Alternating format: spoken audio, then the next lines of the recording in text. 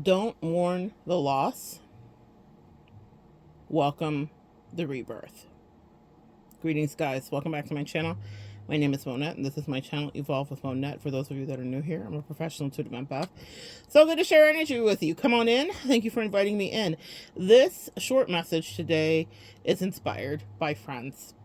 Guys, when we have things that go out of our life, you will realize the reason, and you will get usually resupplied with new opportunities to get it right, quote unquote, again. That's what our life is, a series of agains and agains and agains. I just put up a video here I was talking about Cardi B, and she talks a lot in her music from that song that I love so much, Get Up 10, to a reference point to it in another music that she's just put out, where she says, it's not that I'm so amazing, it's just that I keep trying. I keep getting up and trying again. And the premise is the same for relationship dynamics.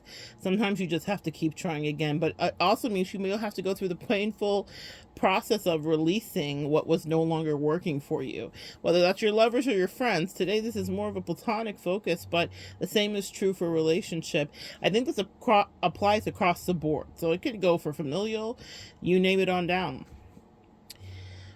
It is important, after you go through the rubble of what was left over in those relationships, that you figure out what you were good at in it, what you could have done better in it, and what you were terrible at in it. And if you don't have that level of self-accountability, you will not succeed in moving forward in other relationships, and you'll just replicate the same thing. You also have to understand what point you were coming from when you were getting into that connection. So I understand for me that there was a certain place of wounding, of rejection and unrequited relationships that I was leaving, pretty much the most brutal one that I'd ever had in my life, when I met someone who was a friend for many years in my life but is no longer in my life. So that wound that I had then was essentially gaping and open and throbbing, really. Sorry to be so grotesque, but truly that's what was going on. I felt so rejected after giving so much time and energy. So I didn't really think about, was I a good fit? Did I share true compatibility with the person? I just was happy. Can I say I was a pick-me for friendship? I was just happy that someone was mutually picking me.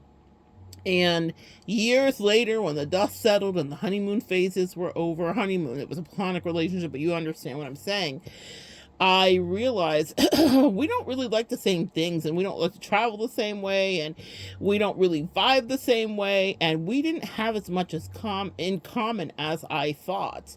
We very much were attracted to each other because we were once forgot by other people. That's called a trauma bond, boys and girls. Okay, so that's exactly how our relationship began. We were both getting out of relationships with people who we had literally given the world, the sun, and the moon to, and they gave us their ass to kiss. We both had the same exact best friendships with people previous to us who were assholes. They were. That's it. Or let's say it now from a more evolved perspective, they didn't love the way that we loved, okay?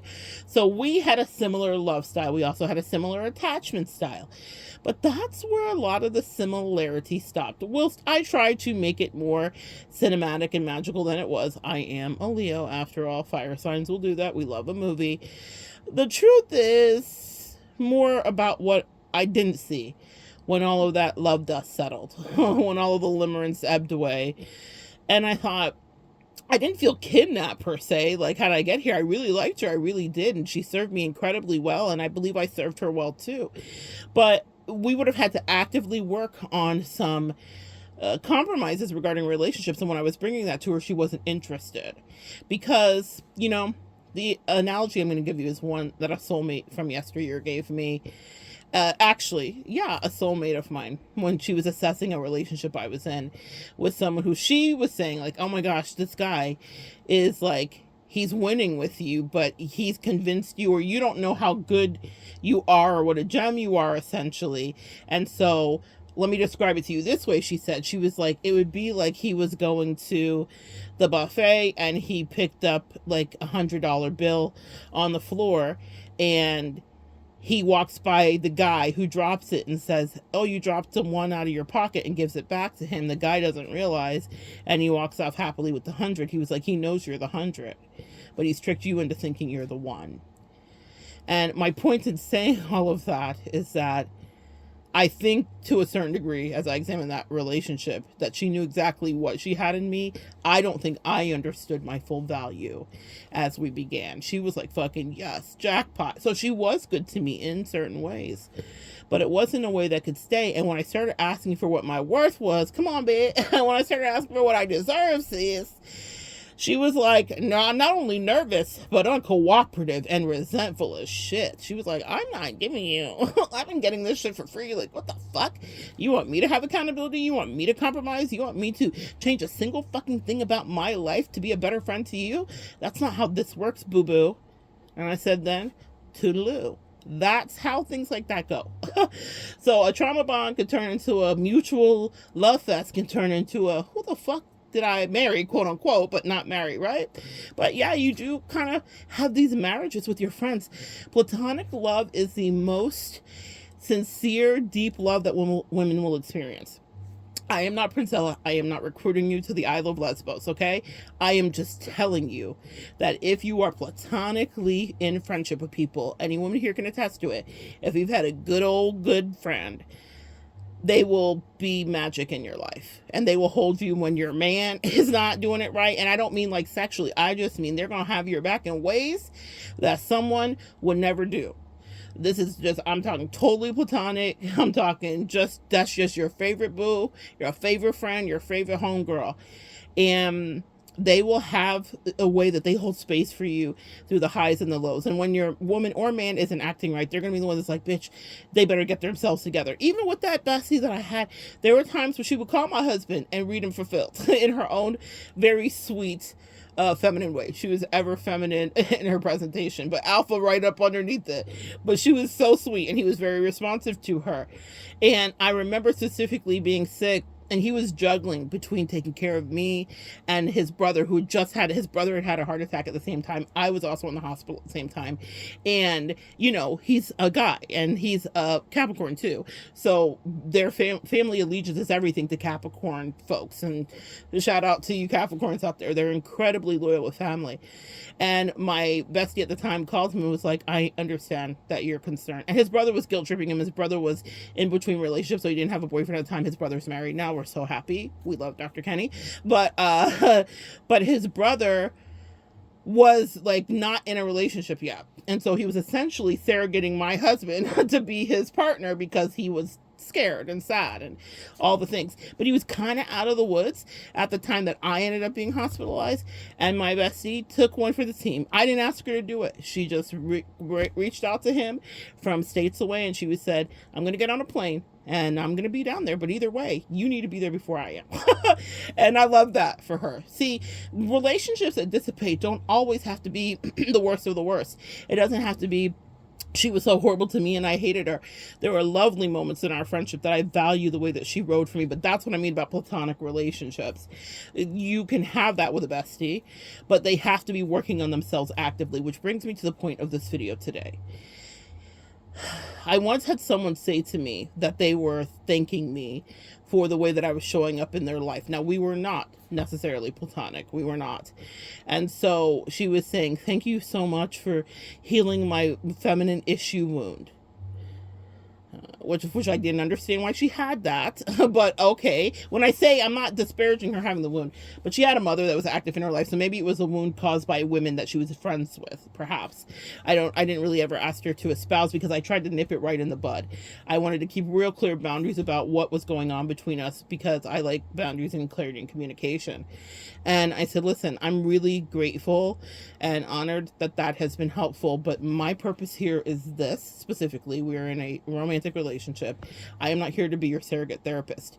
And it was a turnoff for me in a lot of ways. And that's why I spoke to it so directly, because I realized that what she was going to do was project all that sisterly, motherly, feminine energy wounding stuff onto me. And she had treacherous history with women and terrible communications, of which I got a firsthand taste of.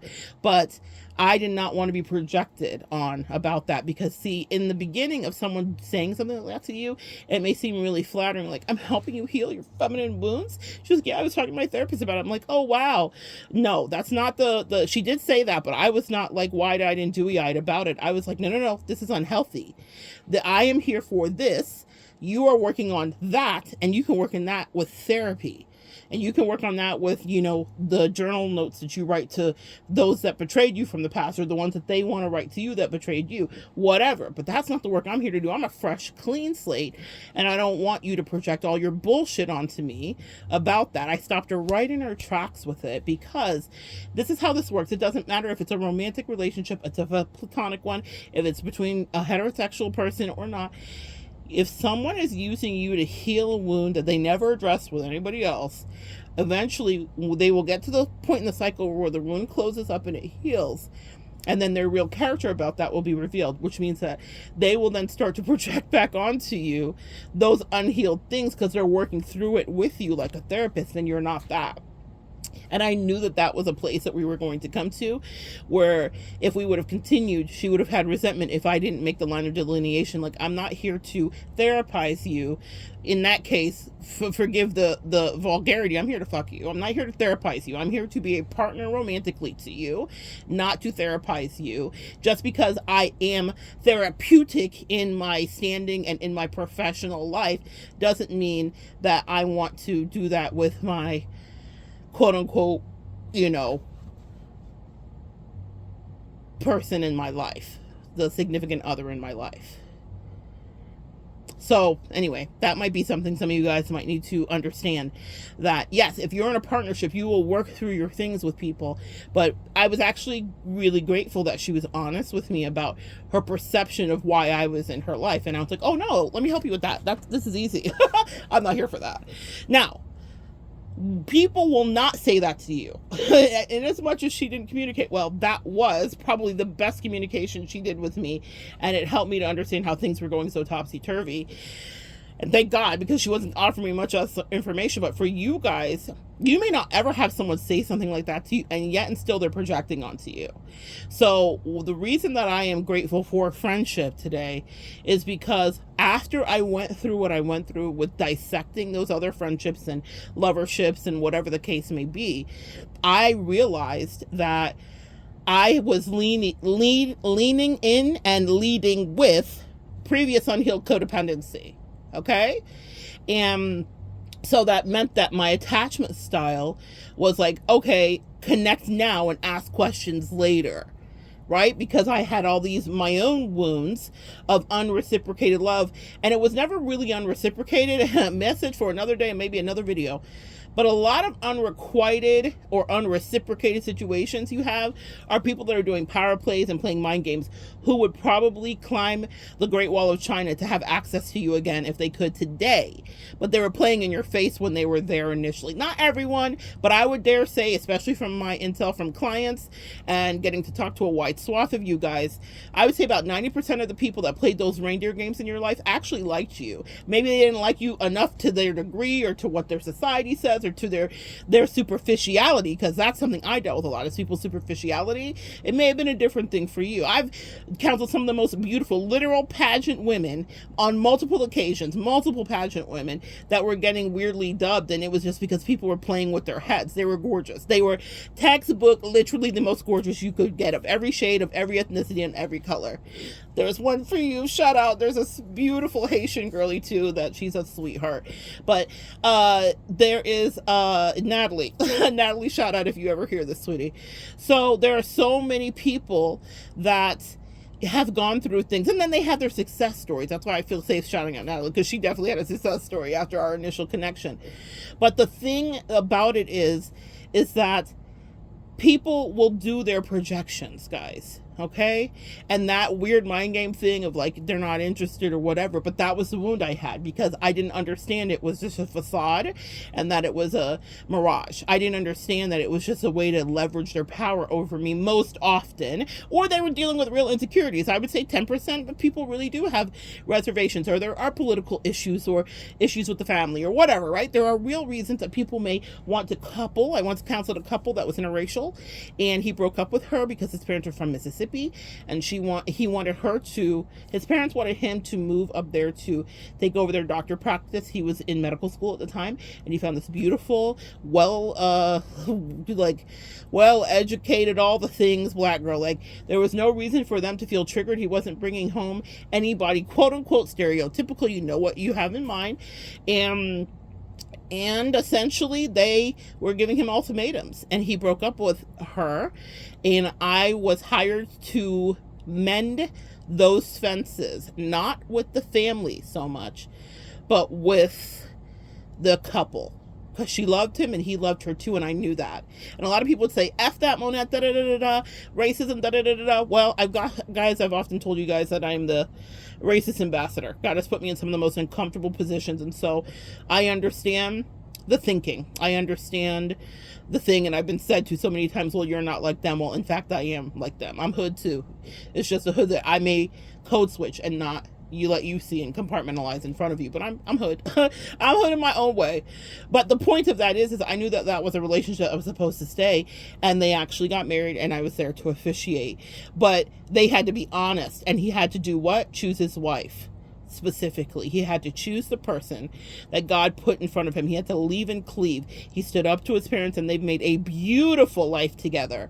But I didn't give up on them easily, because I knew that it was a lot more complicated than what the eyes could see. That was his parents' limitation, what the eyes can see. And so, yes, there are some times when it's not just unrequited mind games that people are playing, and there are real things that are going on as people are coming into themselves and growing up and stepping away from their indoctrination and their tribe. And sometimes you need someone to kind of hold the light up in the hermit status, like in the tarot, and say, I want you guys to take a look at this, because what I see here is love. And I'm so bloody happy for them. I'm so happy God tapped me. I'm so happy for every rejection I ever had in any racist family. I'm so happy because I understood the inside of it, to be able to stand up for such a time as this, in that moment, to say, wait a minute, wait a whole minute. There's a lot of love in this. It's just not outside of you, and they will catch up when they need to, or they won't. But this is the person that's supposed to walk through life with you. Ooh. Maybe someone need to hear that today. I have goosebumps just thinking about it. I feel so honored to be allowed to come into some of y'all's lives that way. So, my point is, sometimes people are playing mind games and unrequited stuff is unrequited, and sometimes there are real things that are at play, but without someone to help you kind of manage that, you won't know either way. But if you're just racking through it through your head, give yourself some grace, because a lot of people that played in your face would die to be in your face again. Okay, that part. So what I was also saying here is it is important to now couple or friend or connect or make new acquaintances from the position of balanced emotions. Now, it doesn't mean you have to be perfect, and it doesn't mean you have to be mentally stable either. I was just watching the Kanye documentary. Kanye is really mentally unwell. Kanye is also brilliant. Kanye is also his worst enemy. Sometimes you know people like that. They can be all three. All three things can be true. Nevertheless, what I will say here to you guys is this. We are ever evolving species. We are ever growing. We are always learning something new. And I needed that friendship at the time that it came in. I want you to reflect on friendships that have dissipated, where you thought, I would never walk away from this person, but then you do. And it was me who walked away from the friendship, because I was like, girl, you don't want to work through what's going on with us. You want to deflect because you're offended. And then I think that's why the interracial thing came up. This was a Caucasian friend, and whose family was like, you're not like the rest of them. Little bit of macro and microaggressions, right? And it doesn't matter. I still was gonna love my friend. I know when people are racist. Everybody, her whole family is racist. I knew what it was. I'm used to that. Unfortunately, that's just the life we live in. But what I will say about it is this: you're going to have to do the work if you're going to be friends with me. They can all be racist, but what is wrong with you that you feel like you don't owe me shit and you don't have to do as much for me? I don't know what that's about. You might want to examine that internally. I'm not going to stay here to teach you race relations and give you a stack of books of how white women behave and privilege and whatever the rest of it is. That's for you to take a look. It's all on TikTok. You can find it. I've already done my ambassadorship with you personally. You got the best immersion you'll ever get. You got to say you had a black bestie. You know what I mean? Like, you got to say that you got to do the thing. You got to be the stereotype and say the trope. And I was the token friend. And I don't think that she thought of me that way. I think she thought of me as a person. I know her chart. And she's an Aquarius. And I have no problem sharing that with you, because I think when I share, you guys learn. And she was an Aquarius. And so... excuse me, guys. She was an Aquarius. Don't try to choke me out. She was an Aquarius. And Aquariuses are meant to heal the world. They are the humanitarians of the world. So an Aquarius is the friend that will have multi-ethnic friends. So I feel like she was kind of plopped into her life and felt like an alien. To be fair to her, still to this day, I'm going to be fair to her, even though I don't feel like it would go the same way if it was me. But to be fair to her, from an astrological perspective, it was her destiny in her North Node to be with everyone that was different, to be friends with Hindis and to be friends with whatever. And I don't know what level of exploration she will do in my absence, but I was very appropriate in her life. It was slated for her to have a friend that was outside of her ethnicity, because Aquarius men and women handle that better than anybody in the zodiac. Specifically, they actually yearn for it and crave for it. It actually scratches their brain and makes them feel good to explore all cultures. So she would be so fucking offended if I felt any other way about her. But the truth is the truth. I also know what you're immersed in. I also know what your behavior dictated when it came down to us to do the business of actually getting to the nitty-gritty of evolution and the friendship. This happens in all relationships, guys. There is a pivotal moment where there's a fork in the road, and the couple, the friends, the family members all get a choice to make. Is the piss I'm going to continue to take, or am I going to man up and step up to the plate, and I'm going to do the hard work of my shadow and introspection and saying, what part of me is fake? Every one of us has that moment. And even in that relationship, I had to own some things that I don't feel like I handled the best way. But they weren't done with malice. I will always have that say. It was the truth. Now, the thing about it is people choose. And so that's when breakups happen, because some people are like, I like the way that I exist. And actually, you being here is the problem, because it challenges my very loved and worn in status quo. And you're the one that has to go, not me. They may not say that to you, but they'll behave that with you, and then it will become a manifested reality. Y'all, the angels are, wow, hands and claps for the clock that tea. That's the truth. So if you're like, how did we get here? And it wasn't like this, and everything was fine until this person. Sometimes people are trying to find a scapegoat.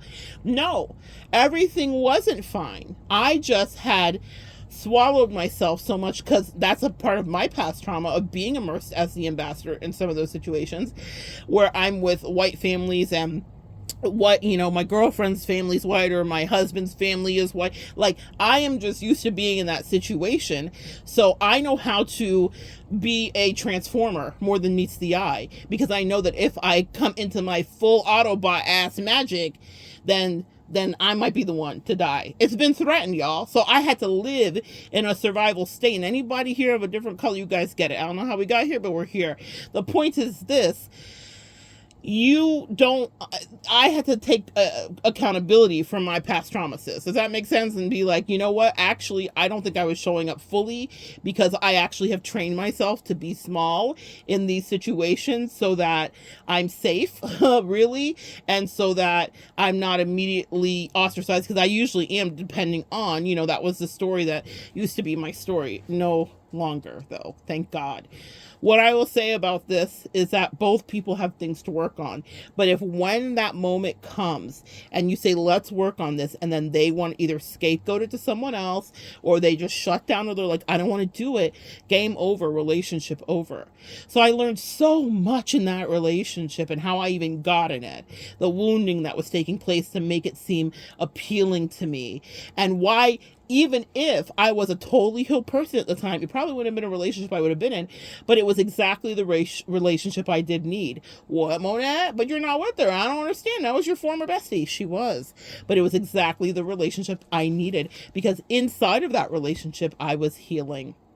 I was healing. I was becoming more self-sufficient. I was becoming more autonomous.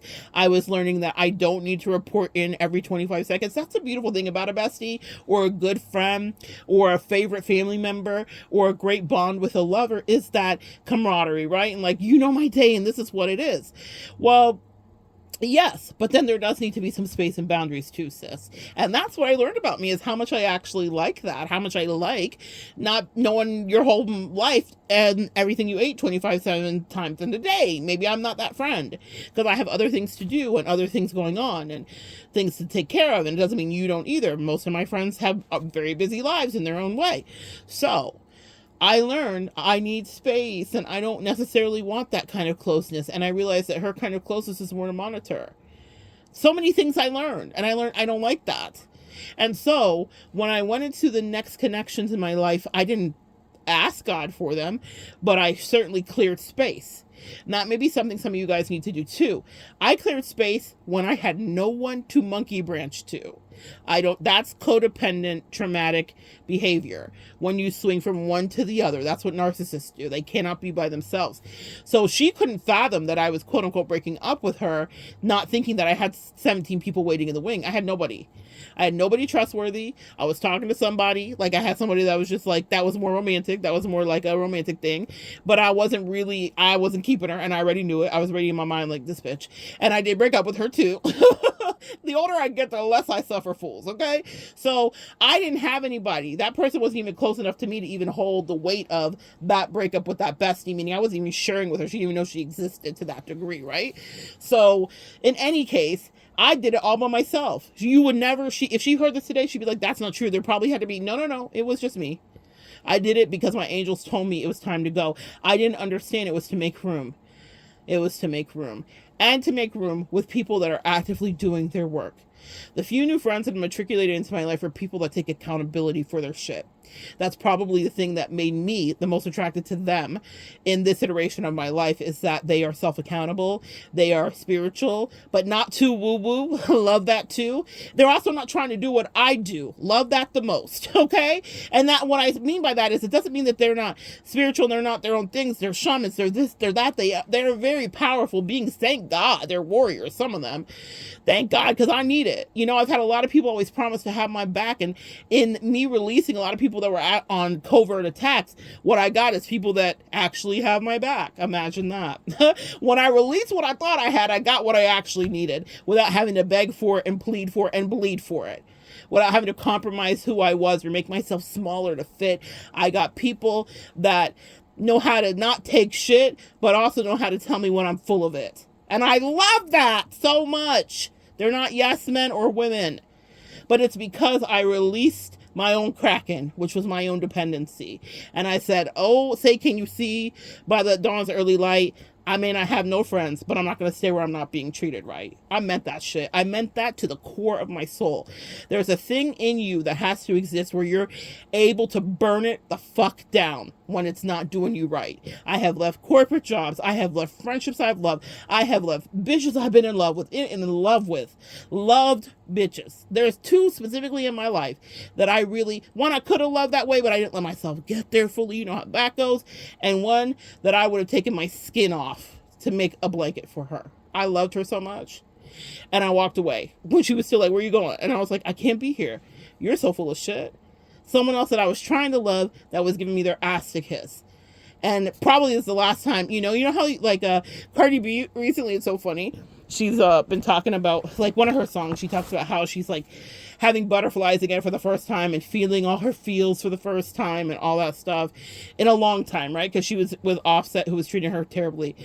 And I so related to that song because even though she got to fully immerse it, she's still with the person that I really liked, I had a little crush on, was not a person that was trying to work or cooperate with me. But I remember those feelings in the first couple months before I realized it was going to be absolute fuckery.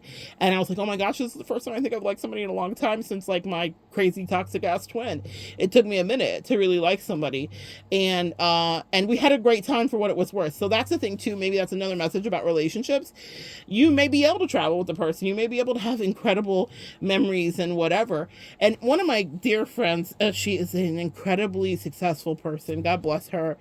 And we were doing a business strategy call, and she knew about that situation, and she had actually met the person, and she said to me, you know, I want you to, it had come up because she asked me, like, whatever happened to? She just, like, specifically asked me. And I said, oh, well, girl, that shit went left. And she had told me when she met her, she's like, I don't like her. I don't like her for you. She's not enough into you. It's a lot of things. She was just very...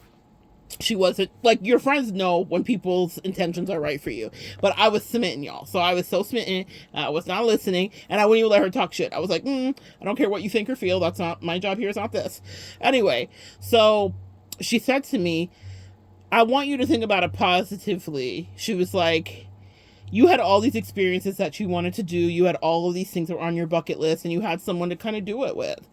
And I was like, that's exactly how I ended up thinking about it. I'm so grateful because I did have that, even though it was a whole new, fresh pile of drama to unpack with my therapist and new lessons to learn about me and how I show up in relationship. If you can even boil down your relationships to the experiences, for me as a Leo, that means a lot. Like the fun things, you know, that's what Leo brings in the 5th house, is the fun of the relationship. You know, a lot of astrologers will say, and it's not just me because I'm a Leo, but you've never been loved properly, so you've been loved by a Leo, regarding like romantic, like just, we do it right. We just do it right. We do it so right that it may seem like it's fake. And that was her issue, is that the piss she did take because she was just used to being treated like shit, essentially. She didn't realize that, I don't think, or maybe she did, but I was like, you can't project your lack in poverty consciousness onto me. I love brilliantly, okay? It doesn't mean I'm perfect, but when I love you, you are well and truly loved.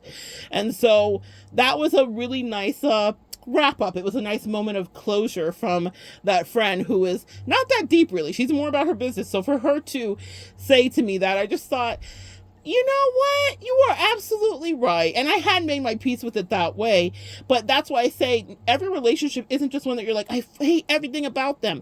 You have to come to a point where you don't have hate. I don't have any hate for that person at all. I just wouldn't want to be with her, you know, within a 100-mile radius of her personally because of the damage, the other damage. But I did have a good time. When I had a good time, I made the best of what I could do. That's what we do. We're Girl Scouts, right? I made the best of the bad situation. It is important for you, in order to heal, to bring in other people that will scratch the itches that other people were not willing to, or to really satisfy you emotionally, mentally, physically, sexually, whatever dynamic. You guys fit whichever category we're talking about that this is applicable for you. It's important for you to truly get the marrow out of the bone regarding whoever was not kind to you, or didn't appreciate you, or did you down bad, or didn't respect you. If I just carried bitterness about that person because it's the first person I liked in years, I would not be able to have had so many other little successes happen for me in the areas of relationships that I have had subsequently. So I couldn't grow, I couldn't move on. And that was a really powerful, pivotal thing for me, even if it was full of shenanigans and fuckery. I still understand the good that it did for me. So maybe that's something for you guys to reflect on today.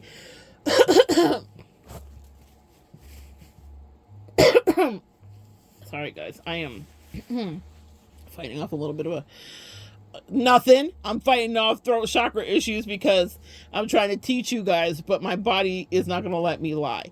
We're teaching in real time. Man, I'm happy to be the guinea pig. I'm doing the best I can to extract the good bone from the marrow. Okay, because that was treacherous for me and it wasn't fun. So I don't want to at all dismiss your feelings of people that did you bad, that you may not have a lot of internal issues with, that you just heard it happen in real time. I was trying to walk you through from the teacher's perspective, but my soul is still processing that. You know, when people do you bad, you can remember something that someone said to you in 8th grade when you were 5. You know what I mean? We store, unfortunately, our bodies are these like memory tanks. The body always remembers that muscle memory of the pain.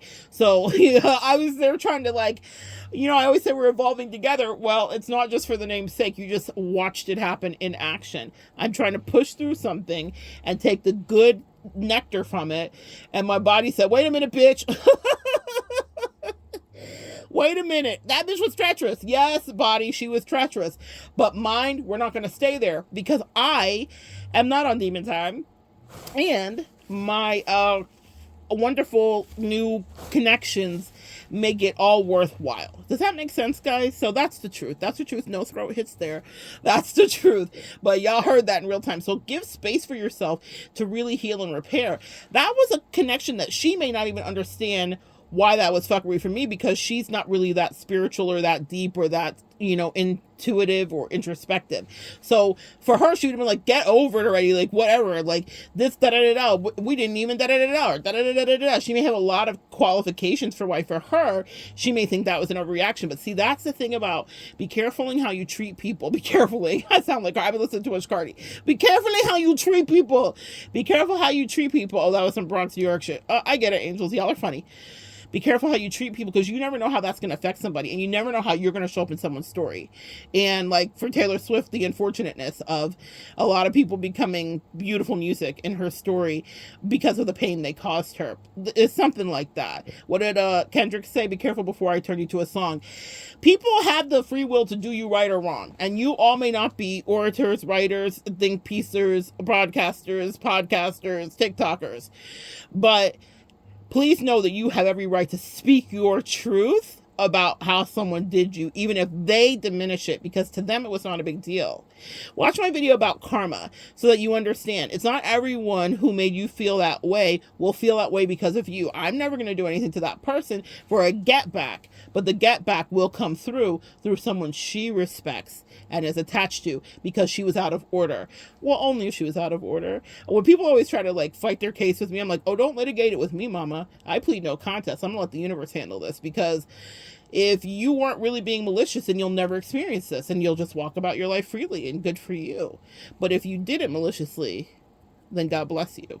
Anyway, look for connections in your new life of people that are actually working through their wounding. They don't have to be perfectly healed, but they do have to know when they need to self-isolate. They do need to know when they need to self-regulate. They need to be able to take accountability about the bullshit they've done in relationships, or the bullshit that was done to them that they may have allowed. They don't have to be perfect. Everybody that they, like, I have people that know that they could potentially be a handful, but they acknowledge that. I have people that are type A and they know that, but they acknowledge that, and they are still open to the exploration of connection, of friendship, of love, whatever it is. But when you have people coming in and they are not acknowledging that wounding, they're Little Miss Perfect Pot, and they are going to be trying to pick you apart and judge you while not doing an ounce of their real work, that's not something you can stay attached to, and that's not a relationship you can grow. So for some of you guys, it may be clean out time. It might be time to let some people go, even especially if you've questioned it, if they've given you reason. I read something recently in a TikTok that a friend sent to me about how Leos love, and it was very sweet. She was essentially, we were just cosmically embracing about, valuing that even though other things have passed away, we're grateful for being in the space we are with each other. And it was so lovely. But she sent me this TikTok about to lose a Leo, what it is to lose a Leo, and I was like, where are the lies? Has any lie been told? I'll see if I can connect the link below. Has there been a lie told? But what one of the commenters said under that TikTok was, they said something that I thought was really poignant. Just slipped my mind. Something about you have to work overtime to lose a Leo. I'm missing the point of what it was, but it was pertinent to this. Anyway, you'll see it if you go read the comments of the video. I'll try to connect the link. But I thought that was really beautiful, because I was like, yeah, in so many of your relationships, people kind of had to go out of their way to lose you. You don't have to be a Leo for that to be true. Where you've given the benefit of the doubt, years of doubt, all the doubts, okay? And people still couldn't push through. Now, not everybody has beautiful experiences with every person that they're with, and that's why you extract the best you can out of those relationships. That's why you extract the best you can. You can't always get it good, and they won't always necessarily be right with you. But if you go into a thing while you're working on your wounding and they're working working on their wounding too, guess what's going to happen? You won't be trauma bonding, and that means someone can grow with you. Instead of instantaneous relationships for me, now I actually like ones that I'm a longevity type girly. As a Leo, that is a thing for us. I will say we have friends all our lives. That's really the way. I still have friends that I've had for 20, 30 years. Just texted someone that I've known since I was 14 today. Okay, it was just texting with him before I started with you guys. But I will tell you that I am looking at relationships from a different perspective, friendships specifically, where it's like, I don't want instantaneous codependent, I just can't get enough of you. Because when that's happened with me every time, it's been weird bitches, hating ass bitches that just want to be in my mind or be in my life or something weird. And I'm like, oh my God, here we go. I like the ones that are slow. Who knew? So for the lovers, you can say, I don't like a lover with the slow hand. But for the friends, it's more like, let's take our time with this Lisa Frank. And that makes me really happy, right? I don't want someone that needs to be up underneath me. I don't need to be up underneath anybody. And you see how like attracts like and the vibrations will align? I like my own space and I like my own time. But when I show up, I'm showing up and I grind. I am not taking a day off regarding how I can support you, be with you, give you feedback, literally discuss with you deep spiritual concepts, and also talk about, I just saw this Latrarian, I like to do ratchet things, or what did he say? I like to do ghetto things with my ratchet friends, whatever. That part too. Sometimes it's important to know that people can just get you, that you can be funny, and I curse and I'm wild and I'm bawdy and I say the things that people don't say out loud, and that's always made people around me that weren't supposed to be in my crowd cringe. I remember being at a conference once, a Joyce Meyer conference, and I was reading. I didn't even realize I was doing it. There was a couple behind us, and it was like a bestie couple of couples. So it was like a man and a woman and another man and a woman. And I was reading like that there was like swinging going on and all this other stuff. And I'm sitting with my twin flame at the time. We were at this conference. She loved Joyce Myers. And so I had taken her for like her birthday to this conference. And she, and and I'm reading and I'm hearing, and I'm also just watching all the body language and stuff that's happening, and I'm seeing people's spiritual energy. Like I was watching a secondary movie inside of that stadium of all these like quote unquote saved Christians, and I was like, this is a hot demonic mess in here. Anyway, so I'm like comedic relief, just like riffing with her like we were in the house, and I could see her like leaning out because she's like appalled because I'm myself, because I'm saying the things. I'm not saying it out loud. I'm not holding a mic up. I'm not doing a stand-up set. Just whispering to your friend, to my friend, to my lover, to my bestie. She was so many things to me, and I was just like, girl, da da da da da da. And she was so embarrassed of me because she wanted to like play it prim and pretty, and I was like, there's a whole spiritual world of fuckery happening right behind us. These people are fucking, okay? Let me tell you, actively. Anyway, that's a whole nother story for the empath intuitive gift that sometimes I didn't ask for, but my God, do I have it. And sometimes it overtakes me, but that's why I don't like being out in public spaces too much in large crowds, because I can't help but be in everybody's business. I cannot help it. I know who's fighting with the waitress and what manager is a dick, and I can't help it. Anyway, my point is this. I remember that moment of her being embarrassed of me, and I remember watching her facial cues and seeing her scrunch her nose in a certain way and seeing the shame and seeing her like pat my hand to try to calm me down. And I was like, girl, I make you laugh raucously when we're by ourselves. Like, why are you being weird with me? But I prayed for days. I had to cut that off. I had to pray for days where I would have people that I could be myself with. Specifically, I would tell a funny little story in closing today. I was out with this friend that sent me the TikTok, and we were in California. I had gone out to visit her, and we ended up finding a place to eat. I'm a foodie. And so we found a place to eat that was like straight out of a Hallmark movie, like straight out of a Hallmark movie. It was so beautiful, right down to the innkeeper's son being the hostess that greeted us. He was like all of 8 years old. He was so precocious and cute. And he was like, oh, you look so beautiful, ma'am. He was so sweet. When you walked in the foyer, it was a library. It was like something out of a Hallmark movie. Friend, if you feel comfortable, comment below. So they know. It was something like we drove up the mountain and it was like blustery and cold, and we parked right on the curb and we walk into this restaurant that it looks like a house. It's this beautiful, I wish I knew houses so I could tell you the style of it, but it looked like this beautiful Victorian kind of house, if you will, with the curled staircases and wooden carvings and all of the things, and this library with a little fireplace, and then around the corner was this dining room that they put together that looked like it was out of the 80s. Like nothing looked like it had been updated, and the chef was back there, but they were short and whatever. And the reason I'm telling the story is because they were telling us something about our food, and my friend also loves food, and she was like, she tried to tell us that the reason something didn't take it took forever. It took forever, okay? And we ordered and we laughed and we enjoyed ourselves, but she was like, the reason that this took so long was whatever. And my friend looked at her and she was like, no, that's not true. This was not good, and this is not whatever.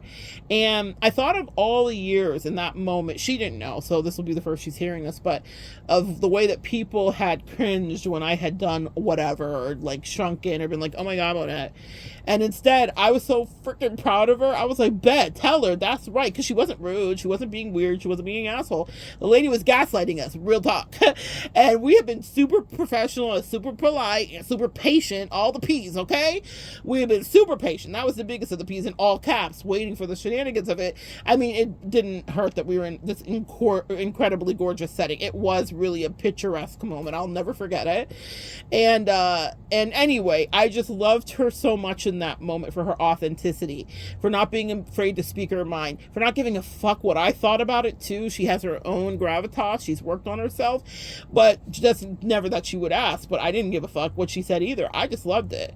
I loved her brashness. I loved her boldness. I loved her honesty and her humor in the moment, because we were like kind of fed up. We were doing the best we could. We waited through our meal. Anyway, the food was kind of good. It was all right. But whatever was happening was shenanigans. And she was like, the chef, I don't remember even what she told us, like the chef had to take another shift, or is someone sick and someone was picking lettuce. I don't know, girl. It was a shenanigan, but I love the way that my friend dealt with it. And I was like, I found my tribe. She doesn't know it, but in that moment I said, oh man, God did me right. I'm so grateful for my friend, because I was so grateful for someone who was comfortable with the skin they were in. Yeah, that part. That's what happens when you are asking differently and saying, I want someone who is living in authenticity. I had another experience with people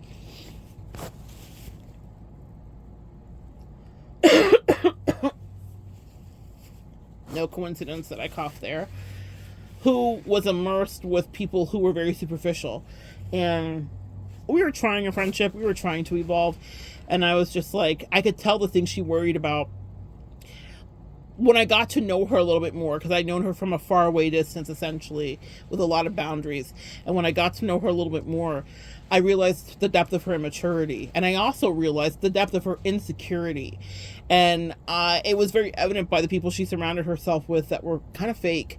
And I was just like, except for one friend. There was one friend of hers that I didn't think was fake. I thought was handling her with kid gloves, so I didn't think she was fake at all.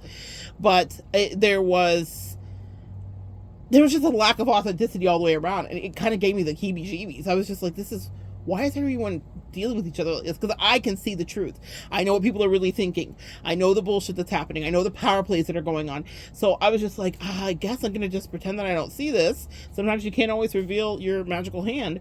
But the thing that lost me was like an interaction between some superficial friends of hers, and she was like worrying about releasing the relationship. And I was like, it's not a real relationship, and they're weird, and they're judging you, and they make you feel like shit, and they project onto you, and you're worried about pleasing them. And I kind of felt bad for her. Like she's not a person I want to be around at all, but I had incredible compassion in that moment for her, because I didn't think she didn't realize, well, I say she didn't realize her worth, but she turned out to be kind of a piece of shit. So real talk, maybe that was her worth. Maybe that was, they say water finds its level. I think I was giving her too much. That's me projecting my empath goodness onto people. But I just remember thinking like, this is superficial as fuck. They don't really like it. Like, it was just very clear to me, but that was not clear for her to see. We're all on our own journey. But that's what I mean. Sometimes you'll be around people, and that's the clear difference. I remember how I felt around her, and I remember saying to her something like, I hope, she said something to me, it was like a qualifier, like, this is something I don't have or whatever. And I was like, I hope no one in your life has ever judged you for not having that. I don't give an absolute fuck about that. That's not what friends are for. But that's the life she wanted. It's what she manifested for herself, and it's what she was immersed in. But it felt very foreign to me. I was like, oh, especially when I got up close and personal, and the more I got to know her up close and personally, if it wasn't just one-on-one, I was like, who the fuck are you really? Yeah, yuck. I didn't like that feeling. And I viscerally bristled even at physical connection with her, because I was like, I don't even want the fake energy on me whatsoever. She even called me on it. I'll never forget her being like, bitch, why don't you give me that church girl hug? And I was like, bitch, because this shit's weird. What? Don't you understand that there's no sincerity here? Like, I might have been in her life to help her do that, but she was not ready to crack out of that matrix, and she never will. She's going to stay there that's her station. That's the difference that I'm trying to tell you guys. Is what I did is politely did exactly what was right, was take the exit ramp when it was presented to me very directly. I was like, oh, got it. I got it. But what I felt was the difference, the juxtaposition between watching my friend speak up for us and be like, girl, absolutely not. You are not going to gaslight me to my face, versus watching this other person being her in an authentic race of racing to the finish line of I don't know where, nowhere, I don't know. But I was like, oh, the reason friendships happen like this for you, or you've experienced what you have, is because you're not true. But I don't think she understands that about herself, and it's something she may never do.